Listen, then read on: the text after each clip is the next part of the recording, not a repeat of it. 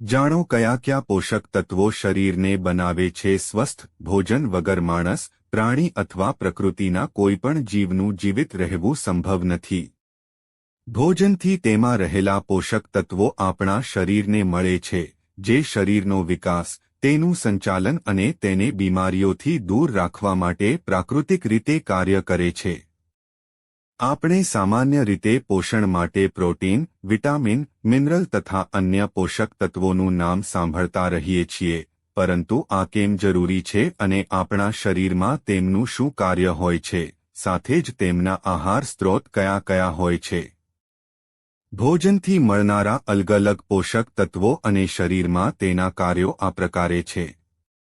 1. Carbohydrate. આ શરીરમાં શક્તિ અને ઊર્જા ઉત્પન્ન કરવાનો મુખ્ય સ્ત્રોત માનવામાં આવે છે. ખાંડ, સ્ટાર્ચ અને ફાઇબર કાર્બોહાઈડ્રેટના પ્રકાર હોય છે. આમાં ખાંડ સરળ કાર્બ્સ છે. જ્યારે શરીરમાં જલ્દી થાક લગાવવા માંડે છે ત્યારે ખાંડ અને પ્રોસેસ્ડ સ્ટાર્ચ શરીરને ઊર્જા પ્રદાન કરી શકે છે.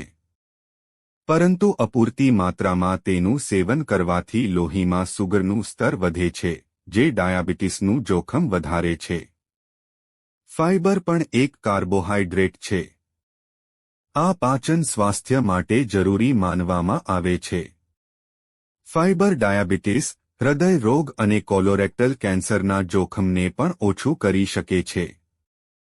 2. પ્રોટીન. પ્રોટીનમાં અમીનો એસિડ હોય છે, જે પ્રાકૃતિક રીતે મળનારા કાર્બનિક સંયોજનો છે.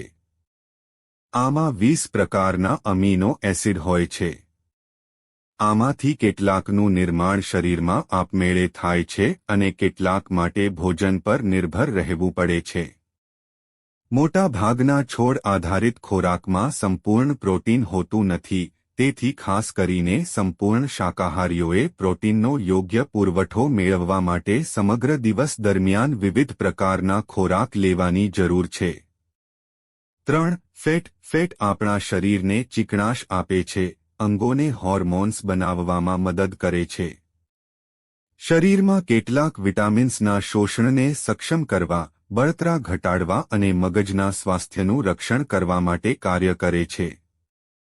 પરંતુ વધારે ચરબી સ્થૂળતા, ઉચ્ચ કોલેસ્ટ્રોલ, યકૃત રોગ અને અન્ય સ્વાસ્થ્ય સમસ્યાઓ તરફ દોરી શકે છે. 2 પ્રકારની ચરબી હોય છે, એક અસંતૃપ્ત અને બીજી સંતૃપ્ત ચરબી. અસંતૃપ્ત ચરબી, જેમ કે ઓલિવ તેલ, સંતૃપ્ત ચરબી કરતાં તંદુરસ્ત હોય છે, જે પ્રાણીઓમાંથી આવે છે. 4. પાણી. પુખ્ત માનવ શરીરમાં 60% પાણી હોય છે. શરીરની ઘણી પ્રક્રિયાઓ માટે પાણી જરૂરી છે. શરીરમાં પાણીનો અભાવ પેશાબ સંબંધિત સમસ્યાઓ, શ્વાસ લેવામાં તકલીફ, થાક અને માથાનો દુખાવો, હૃદયના કાર્યો પર અસર અને શરીરની વિવિધ સિસ્ટમો જેવી ઘણી સમસ્યાઓ અને રોગોનું કારણ બની શકે છે.